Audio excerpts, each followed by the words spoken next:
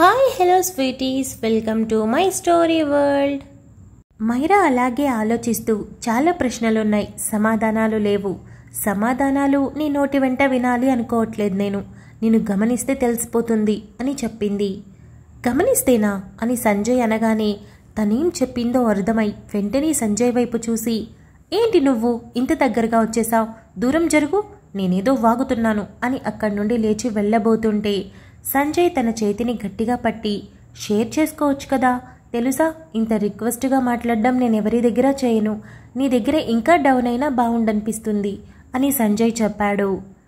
మైరా మళ్ళీ కూర్చొని సంజయ్ వైపు తిరిగి, సంజు, నువ్వు అప్పుడెప్పుడు నా వెంట పడ్డావు కదా, దేనికోసం చెప్పు, ప్రేమించావా లేదా నచ్చానా, అదే ఇంతకన్నావు కదా, ఒకసారి చూస్తే మళ్ళీ చూడాలనిపిస్తుందని, దానికోసమేనా అని మైరా అడిగింది.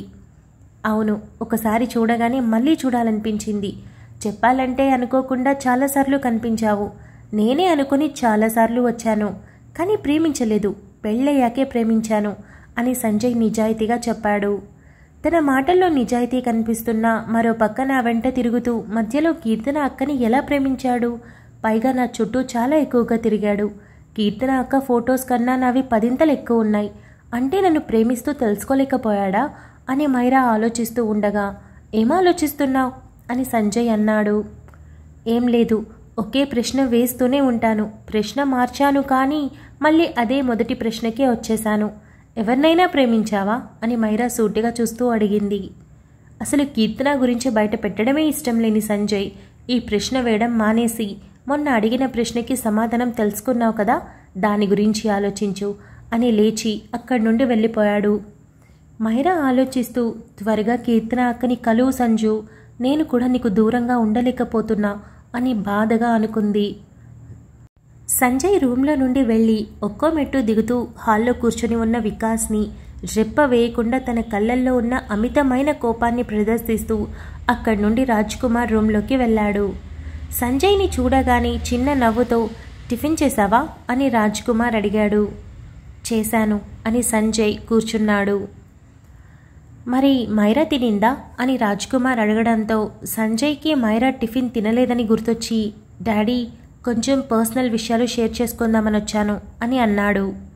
చెప్పు నాన్న అని రాజ్ కుమార్ అనడంతో సంజయ్ మైరాతో జరిగిన డిస్కషన్స్ మొత్తం చెప్పి, తన ప్రాబ్లం ఏంటో అర్థం కావట్లేదు, నేను ప్రేమిస్తున్నాను అని చెప్పేశాను, ఈ లైఫ్లో నా భార్య స్థానంలో తను తప్ప ఇంకెవ్వరూ రారని కూడా క్లారిటీ ఇచ్చాను, అన్నింటికీ మించి నా ప్రేమను ఫీల్ అవుతుంది, తను కూడా నన్ను చాలా చాలా ఇష్టపడుతుందని నాకు తెలుస్తుంది, కానీ దాచేస్తుంది, దూరంగా పోవడానికి చాలా కష్టపడి ప్రయత్నిస్తోంది, తన ఇంటెన్షన్స్ కళ్ళ ముందు కనిపిస్తున్నాయి, నేనేం చేయను, ఇంకా ఏం చేయాలి అని అడిగాడు. రాజ్ కుమార్ అలాగే చూస్తూ, మైరాకి కీర్తన తెలుసు అని చెప్పాడు. ఆ మాటతో సంజయ్ అప్పటి వరకు తన మనసులో ఉన్న స్ట్రగుల్స్ మొత్తం పక్కకి పోయి ఆశ్చర్యంతో చూసి, ఏం మాట్లాడుతున్నావు అని అన్నాడు. నేను నిజమే చెప్తున్నాను, తను ఎప్పుడైతే నీ గురించి పాజిటివ్గా ఆలోచించి తన లైఫ్ ఇక్కడే, తన లైఫ్ నువ్వే అని అర్థం చేసుకుందో ఆ రోజు నా దగ్గరికి వచ్చింది. మాట్లాడకుండా బెడ్కి పరిమితమైన నేను మాట్లాడగలనని తనకి తెలియక తన మనసులో ఉన్నవన్నీ నాతో చెప్పుకోవడానికి రూమ్లో అడుగుపెట్టింది. అలా చెప్పుకునే ప్రాసెస్లో నా నోరు తెరిచి తనతో మాట్లాడాను. మొదట ఆశ్చర్యపోయింది, తర్వాత సంతోషించింది, ఆ తర్వాత నన్నే తన తండ్రిగా భావించి తన కష్టసుఖాలు నాతో పంచుకోవడం మొదలుపెట్టింది. అలానే నీతో ఉండడానికి నిర్ణయించుకున్న తర్వాత నీ లైఫ్లో ఏం జరిగిందో తెలుసుకోవాలి అనుకుంది, నన్ను అడిగింది. ఆడపిల్ల కదా, అమ్మలాంటి మనసు పుట్టుకతోనే వచ్చేసింది, అందుకే నీ వెనుక ఖచ్చితంగా బలమైన కథ ఏదో ఉందని గుర్తించి అడిగింది. మొదట చెప్పలేదు, కానీ కీర్తన రూమ్లో నీతో పాటు కీర్తన ఉన్న ఫోటో చూసి కన్నీళ్లతో వచ్చి అడిగింది. తను నన్ను తండ్రిగా అనుకున్నప్పుడు నేను తనని బిడ్డగా అనుకోక తప్పదుగా, అందుకే నిజాయితీగా నిజమే చెప్పాను. నేను కనుక ఈ నిజం చెప్తే నిన్ను వదిలి, ఈ ఇంటిని వదిలి ఎక్కడికి పోను అని చెప్పింది, అందుకే చెప్పాను. కానీ మొత్తం విన్న తర్వాత తను ఏం మాట్లాడిందో తెలుసా, మీకు కోడలిగా ఉంటాను కానీ సంజయ్కి భార్యగా కాదు, తనను తానుగా నన్ను ప్రేమిస్తే ఉంటాను, కానీ మరొకరి జీవితంలోకి వెళ్ళాలనుకుంటే ఏ అడ్డు చెప్పను, వెళ్ళనిస్తాను అని చెప్పింది. తన మనసు ఎంత మంచిదో నువ్వు క్యాలిక్యులేట్ చేయడం మొదలు పెడితే అది ఎంతకీ సరిపోదు, నువ్వు అసలు కనుక్కోలేవు కూడా, అంత మంచిది. నిజానికి తనకి నేను చెప్పడానికంటే ముందే జగన్నాథం, కీర్తన ఇద్దరూ తెలుసు. ఏదో ఒక యాక్సిడెంట్ మూలంగా పరిచయం అయ్యారంట. అప్పటి నుండి చాలా చాలా క్లోజ్ అయ్యారు. వాళ్ళ మధ్య బంధం చాలా స్ట్రాంగ్. జగన్నాథం తనని మరో కూతురులా చూస్తున్నాడు. నిజానికి కీర్తనకి బాగవడానికి వెనుక పూర్తి కారణం, పూర్తి శ్రమ మైరాదే. అందుకే నన్ను నేను నమ్ముతున్నాను. నేను కూడా చాలా త్వరలో లేచి నడుస్తాను. కారణం నా పక్కన మైరా ఉంది కాబట్టి. తనకి అన్నీ తెలిసినా సైలెంట్గా ఉండడానికి కారణం నువ్వే. నీ మనసులో ఎవరి స్థానం ఉందో తను కనుక్కోలేకపోతుంది. పెళ్లి చేసుకున్నావు కాబట్టి తప్పక తనని ప్రేమిస్తున్నావని భ్రమపడుతోంది. ఏదో ఒక రోజు కీర్తన తిరిగి వస్తే నువ్వు వెళ్ళిపోతావేమోనని, అప్పట్లోగా నీ ప్రేమని అందుకుంటే తిరిగి తను కోలుకోలేనని భయపడుతుంది. అన్నింటికీ మించి తను ఆలోచనల్లో ఉండగానే కీర్తనకి నయమైంది అంటూ వార్త తెలియడంతో మరింతగా నిన్ను దూరం పెట్టడానికి ప్రయత్నిస్తోంది. తెలుసా, ఈ ప్రపంచంలోకి అన్నిటికన్నా కష్టమైనదేదో డబ్బు లేకపోతేనో లేక కష్టాలు ఉంటేనో కాదు. ప్రేమించే వాళ్ళు లేకపోతే బ్రతకడం చాలా కష్టం. అన్నింటికీ మించి ప్రేమిస్తున్న వాళ్ళని ఎదురుగా పెట్టుకొని ఆ ప్రేమని చూపించలేకపోవడం నరకంతో సమానం. ఇప్పుడు మైరా అది అనుభవిస్తుంది. కీర్తనకి నయమయ్యాక, నిన్ను కలిశాక నువ్వు తనతో వెళ్ళిపోతే అనే ఆలోచన తనని ఉక్కిరి బిక్కిరి చేస్తుంది. తన బాధని కనీసం బయటకు చూపించలేక అల్లాడిపోతుంది. అలానే కీర్తన తిరిగి వచ్చాక నువ్వు మైరాతో కమిట్ అయితే అప్పుడు ఆ వైపు వెళ్ళడానికి నువ్వు ఇబ్బంది పడతావని నీ గురించి ఆలోచించి సగం నిన్ను దూరం పెడుతోంది. నేను, జగన్నాథం ఆ రోజు నీకు ఒక మాట చెప్పాం, గుర్తుందా? మైరాని పెళ్లి చేసుకుంటే జీవితంలో ఇక నీకు ఎవరి తోడు అవసరం లేదు అని. ఆ మాట నిజమని ఇన్ని రోజుల్లో నీకు అర్థమై ఉండాలి. ఇష్టం లేకుండా తాళి కట్టావు. నువ్వొద్దు, నీ కుటుంబం వద్దు అని వెళ్ళిపోలేదు. అత్తా మామకి విలువ ఇచ్చేదేంటి? ఇలాంటి కొడుకుని నా కంట కట్టినందుకు వీళ్ళని ఇబ్బంది పెట్టాలని ఏ రోజు అనుకోలేదు. ఆఖరికి తన మరిది తనని తప్పుగా మాట్లాడినా సర్దుకుపోయింది. మరో ఆడపిల్ల ఇవన్నీ చేయగలదంటావా? ఏమో, నేనైతే అనుకోవడం లేదు. మైరా నిన్ను ప్రేమిస్తుంది. నిన్ను ప్రేమిస్తున్నాను అన్న విషయం కూడా ముందు నాకే చెప్పింది. అలాంటి అమ్మాయి నిన్ను దూరం పెడుతుంది అంటే తను నీ మంచి కోరుతుందని అర్థం. రేపటి రోజు నీకు కీర్తన కావాలంటే ఇచ్చేందుకు కూడా తను సిద్ధంగా ఉంది. అలా అని ఇంట్లో నుండి వెళ్తాను అని చెప్పడం లేదు. మాకు కోడలుగా, కూతురుగా ఇక్కడే ఉంటానంటుంది. కానీ నీకు భార్యగా కాదు. అలాంటప్పుడు నీ ప్రేమ ఎంతని, తనతో ఉన్న నీ బంధం ఎలాంటిదని, తన నుండి బయటికి పోవని నువ్వు నిరూపించుకోవాలి. అది నీ బాధ్యత. మైరాని ప్రేమిస్తున్నాను అని చెప్పి ఆ ప్రేమతో దగ్గరవడానికి ప్రయత్నించుకు. ప్రస్తుతం తనలో తానే నలిగిపోతుంది. నిన్ను దగ్గర తీసుకోలేక, దూరం పెట్టలేక సతమతమైపోతుంది. అలాంటి నరకాన్ని తనకివ్వకు. నీ మనసులో ఏముందో తనకి క్లారిటీగా అర్థమయ్యేలా చెప్పు, లేదా అర్థమయ్యేలా చెయ్యి. అప్పుడు తన మనసు తేలిక పడుతుంది. పూర్తిగా తన ప్రేమ నీకు అందిస్తుంది. ఆ రోజు నువ్వు అడగక్కర్లేదు. నువ్వు నీ ప్రేమని అందివ్వాల్సిన అవసరం లేదు. పూర్తిగా తన ప్రేమ నీకు అందిస్తూ నిన్ను అందలమెక్కిస్తుంది అని రాజ్కుమార్ చెప్పాడు. సంజయ్ అలాగే ఆలోచిస్తూ, సిరి గురించి తెలుసా అని అడిగాడు. తెలుసు, అందరి గురించి తెలుసు. సిరిని తనే కాపాడిందని కూడా తనకి తెలుసు. సిరి మైరాని పెళ్లి చేసుకోమన్న విషయం కూడా తనకు తెలుసు. మైరాకి తెలియందంటూ ఏమీ లేదు. కేవలం సిరిని అలా ఎవరు చేశారు, ఎందుకు చేశారు, రాజీవ్ అందుకు కారణమా కాదా, ఇవి తెలుసుకోవడానికి ప్రయత్నిస్తోంది. కాకపోతే తను తెలుసుకోవడానికి ముందు తన ప్రేమని నిలబెట్టుకోవడానికి లేదా ఆ బంధంలో నుండి బయటపడడానికి ముందుగా ప్రయత్నిస్తుంది అని రాజ్కుమార్ చెప్పాడు. డాడీ, నా ప్రేమను తనకు చాలా స్పష్టంగా చెప్పాను. మాటల్లో చెప్పాను, చేతల్లో చూపించాను. ఇంకా కూడా అనుమానమే అంటావా? ఒక మగాడు ఇష్టం లేకుండా ఒక అమ్మాయితో అంత క్లోజ్ అవ్వగలడా అని సంజయ్ అడిగాడు. అవ్వగలడు. ఎందుకంటే అది మగాడి వీక్నెస్. ఆడవాసన తగిలితే పక్కన బంధాలు గుర్తురావు. ప్రస్తుతం తన అవసరమే గుర్తొస్తుంది. అందుకే ఏ అమ్మాయి కూడా ఒక మగాడిని నమ్మడానికి అడుగు వెనక్కి వేస్తుంది. నిజమే, మంచివాళ్ళు కూడా ఉంటారు, నిజాయితీగా ప్రేమించే వాళ్ళు కూడా ఉంటారు. కానీ ఆడదాని మనసంతే. ముందుగా అనుమానిస్తుంది, తర్వాతే ప్రేమిస్తుంది. ఆ అనుమానించడంలో తప్పేమీ లేదు. తను అందించిన ప్రేమ తిరిగి రెండింతలు కోరుతుంది. అది తిరిగి వస్తుందో రాదో అని అనుమానం పట్టడంతో తప్పేమీ లేదు కదా. అలాంటి డైలమాలో మైరా ఉంది. నీకు వేరే చాయిస్ లేక తాళి కట్టావు కాబట్టి తనని ప్రేమిస్తున్నావు అనుకుంటుంది. సిరి చెప్పింది కాబట్టి పెళ్లి చేసుకున్నావు అనుకుంటుంది. తనని ప్రేమించావని ఎందుకు అనుకుంటుంది? ఎప్పుడూ తనని ప్రేమగా ట్రీట్ చేయలేదు కదా. ఇప్పుడు సడన్గా నీకు ప్రేమ పుట్టుకొచ్చింది అంటే తను ఎలా నమ్మాలి? ఒకవేళ నమ్మినా ఎలా దగ్గరికి తీసుకోవాలి? అక్కడ కీర్తన కళ్ళు తెరిచింది, మాట్లాడుతోంది, లేస్తోంది, తిరుగుతోంది. అలాంటప్పుడు మైరా ఎలా నిన్ను దగ్గర తీసుకుంటుంది? ముందు తనకి ఒక క్లారిటీ ఇవ్వు. నీ జీవితం తనే అని ఒక క్లారిటీ ఇవ్వు. కీర్తనకి నీకు మధ్య ఏముందో క్లారిటీ ఇవ్వు. ప్రస్తుతం మీ బంధంలో ఎలాంటి ప్రేమ ఉందో క్లారిటీ ఇవ్వు. అప్పుడు తన దగ్గరికి వెళ్ళి ప్రపోజ్ చేయి. ఆ రోజు నీకు అన్ని సంతోషాలు దక్కుతాయి అని రాజ్ కుమార్ చెప్పాడు. సంజయ్ ఏం మాట్లాడకుండా లేచి బయటకొచ్చి వికాస్, సాకేత్ మాట్లాడుకుంటూ ఉన్నా కూడా ఎవరిని పట్టించుకోకుండా నేరుగా డైనింగ్ టేబుల్ దగ్గరికి వెళ్ళి ప్లేట్లో టిఫిన్ పెట్టుకొని రూమ్లోకి వెళ్ళి డోర్ ఓపెన్ చేయగా మైరా రూమ్లో కూర్చొని ఆలోచిస్తూ కనిపించటంతో వెళ్ళి తన పక్కన కూర్చున్నాడు. మైరా తల తిప్పి చూడడంతో ఏం మాట్లాడకుండా టిఫిన్ తీసి తన నోటి దగ్గర పెట్టడంతో మైరా అలాగే చూస్తూ ఉండగా తిను అని సంజయ్ అన్నాడు. సంజయ్ మొహంలో తన కళ్ళల్లో ఏదో మార్పు తనకి కనిపిస్తూ ఉంటే అదేంటో అర్థం కాక మారు మాట్లాడకుండా తినడం మొదలుపెట్టింది. సంజయ్ పెడుతున్నాడు, మైరా తింటుంది. కానీ ఇద్దరి మధ్య ఒక మాట కూడా లేదు. కడుపు నిండిన వరకు తిని ఇక చాలు, నాకు పొట్ట నిండిపోయింది అని మైరా అనడంతో సంజయ్ తనని ఫోర్స్ చేయకుండా ప్లేట్ పక్కన పెట్టి హ్యాండ్ వాష్కి వెళ్ళడంతో వెళుతున్న సంజయ్ని చూసి ఈ ప్రేమ లైఫ్ లాంగ్ దొరికితే బాగుంటుంది అని అనుకోకుండా ఉండలేకపోయింది. సంజయ్ తిరిగొచ్చి కూర్చొని మైరా, ఇందాక ఒక ప్రశ్న వేశావు కదా, మళ్ళీ అడుగుతావా అని సంజయ్ అడిగాడు. మైరా అలాగే చూస్తూ ఎందుకిప్పుడు, నాకు చిన్న పని ఉంది, నేను బయటికి వెళ్ళాలి అని మైరా అనింది. వెళ్ళొచ్చులే అడుగు అని సంజయ్ మళ్ళీ అనడంతో మైరా అలాగే చూస్తూ ఈసారి ఎందుకో సంజయ్ చూపుల్లో తేడా కనిపించడంతో కాస్తంత తడబడుతూ ఎవరినైనా ప్రేమించావా అని అడిగింది. సంజయ్ చిన్నగా తల ఊపడంతో మైరా గుండె వేగం మరింత పుంజుకోగా గట్టిగా కళ్ళు మూసుకుంది.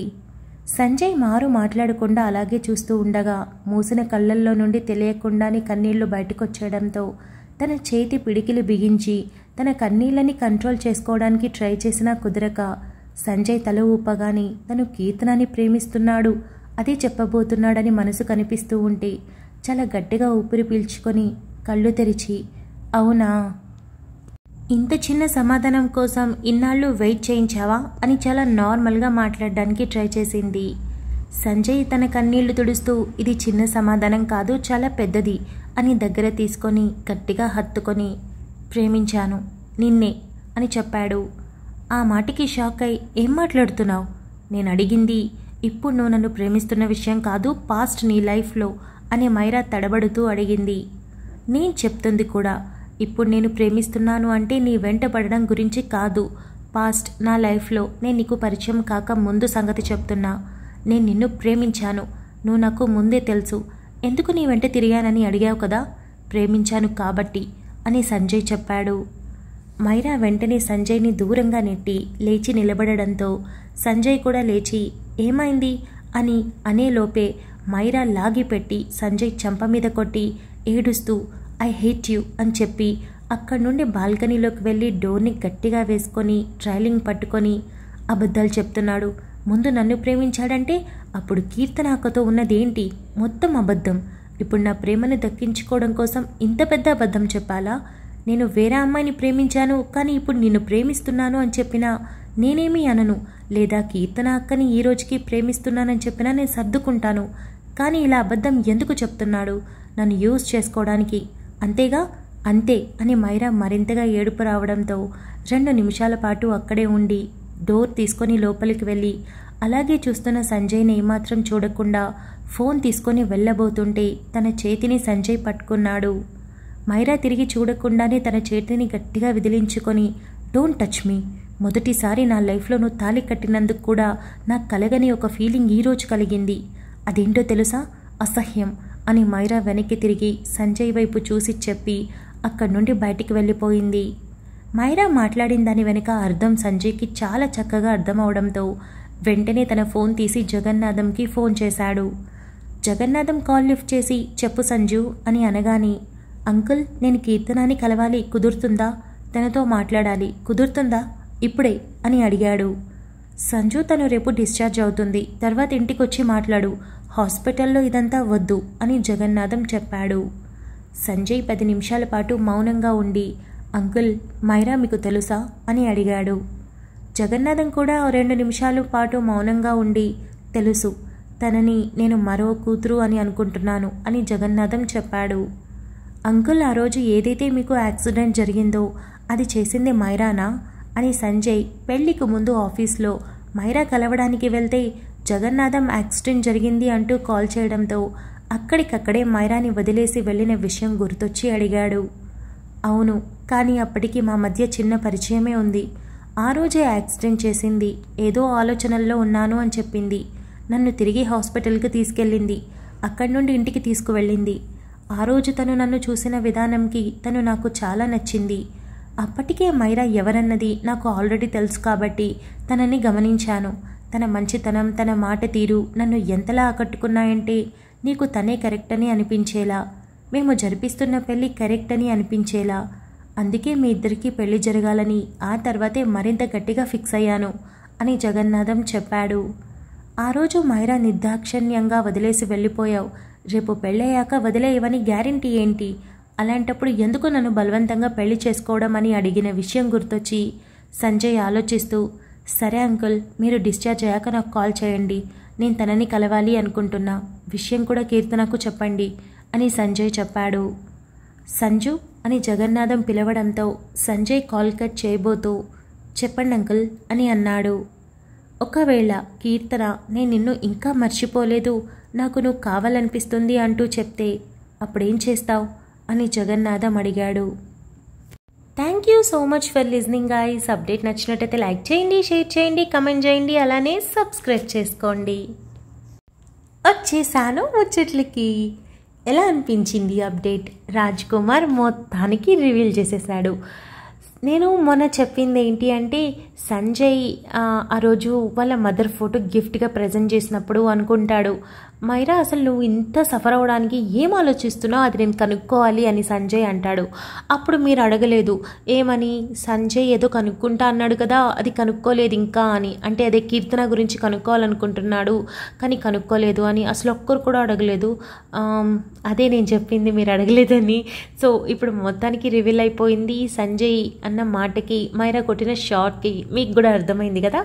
ఇకపోతే జగన్నాథం అడిగిన ప్రశ్నకి సంజయ్ ఏం చెప్తాడు, ఆ తర్వాత తన రియాక్షన్ ఏంటి, మైరా ఎక్కడికి వెళ్ళింది, తిరిగి వచ్చాక సంజయ్ ఏం మాట్లాడతాడు అనేది మనం నెక్స్ట్ పార్ట్లో చూద్దాం. యాక్చువల్లీ నేను ఎడిట్ చేశాను, 24 minutes వచ్చింది. ఎడిట్ చేసి వాయిస్ ఓవర్ ఇస్తుంటే వస్తూనే ఉంది. ఎడిట్ చేసిన పార్ట్ బ్లర్ వచ్చేసింది లాస్ట్ది. నేను చెప్తూ ఉంటే బ్లర్ వస్తుంది. మళ్ళీ రీఎడిట్ చేస్తే కూడా అట్లాగే వస్తుంది. ఇంకా చిరాకు వచ్చి డిలీట్ చేసేసా. అందుకే ఇక్కడికే ఇచ్చాను. లేదంటే మైరా సంజయ్ కాన్వర్జేషన్ కంప్లీట్ అయ్యి తన ఆఫీస్కి బయలుదేరుతాడనమాట. అక్కడ వరకు రాశాను, బట్ అన్ఫార్చునేట్లీ ఇవ్వలేకపోయాను అనమాట. ఇకపోతే last update comments, oh my god, such a sweet hearts అబ్బా. మీరు అసలు ఒక్కరు కూడా దేవుని అనుమానించలేదు. ఎంత నమ్మకం అసలు మీకు. నేనైతే ఎంతగా మురిసిపోయాను. బికాజ్ దేవ్ అలా చేసి ఉండడు, తప్పు చేయడు. తన షర్ట్ బటన్స్ తీసిందని చెప్పాను కదా. అయినా కూడా దేవాంశ్ అసలు తప్పే చేయడు. దేవాంశ్ రాముడు. అసలు నాకు ఎంత హ్యాపీగా అనిపించిందో. మీరు స్టోరీ మీద మనసు పెట్టి వినడమే కాదు, ఒక క్యారెక్టర్ని ఎంత ఓన్ చేసుకుంటున్నారు అన్నది నాకు క్లియర్ కట్గా అర్థమైంది. And very happy. అసలు నేను చెప్పలేకపోతున్నాను అబ్బా. నాకు ఇవాళ కమెంట్స్ ఎంత ఖుషీనిచ్చాయి తెలుసా. అసలు మాటల్లో చెప్పలేకపోతున్నా. చాలా హ్యాపీగా అనిపించింది. యునానిమస్గా దేవాంశ్ మంచి పిల్లాడు, రాముడు మంచి బాలుడు అన్నది మీరు కితాబ్ ఇచ్చేశారు. సో మనందరి హీరోస్లోకి టాప్ హీరో ఎవరు అంటే ఫస్ట్ దేవాంశే. బికాజ్ ఒక్క నెగిటివిటీ కూడా ఫేస్ చేయని క్యారెక్టర్ అది. సో దేవాంష్కి మనం ఫస్ట్ ప్లేస్ ఇవ్వాలన్నమాట. ఇకపోతే కమెంట్ చేసిన ప్రతి ఒక్కరికి థ్యాంక్ యూ సో మచ్. ఇకపోతే ఈ స్టోరీని నాతోనే నువ్వు ఉండిపో స్టోరీని ఒక మూవీగా తీస్తే హిట్ అయిపోతుంది. ఫ్యామిలీ ఎలివేషన్స్ ఉన్నాయి, ఎమోషన్స్ ఉన్నాయి, సెంటిమెంట్స్ అన్నీ ఉన్నాయి, లవ్ అన్నీ ఉన్నాయని చెప్పారు. ఓ యబ్బో, అంత అవకాశం వస్తే నేను ఎందుకు ఇవ్వను. ఎంత హ్యాపీగా అనిపించిందో ఆ మాట. అంటే మనకంత సీన్ లేదని తెలుసు, బట్ ఆ మాటతో ఆ అప్రిసియేషన్ మీరు ఎంత లెవెల్లో ఇస్తున్నారు అనేది అర్థమవుతుంది కదా. So I'm very very very happy. నన్ను ఈరోజు బాగా ఖుషి చేసేసారు మీరంతా. ఇకపోతే అంతే ముచ్చట్లు. మర్చిపోయాను. ఇవాళ బర్త్డేస్ యానివర్సరీస్ చేసుకునే వాళ్ళందరికీ విషయం many more happy returns of the day. Me life, me future చాలా చాలా బ్రైట్గా ఉండాలి. ఆఖరికి ఆ సూర్యుడి కన్నా బ్రైట్గా ఉండాలని హార్ట్ఫుల్గా కోరుకుంటున్నాను. ఇక అంతే, మనం మధ్యాహ్నం రేవంత్ అండ్ పూజతో కలుసుకుందాం. అంతవరకు keep smiling, stay healthy, bye guys.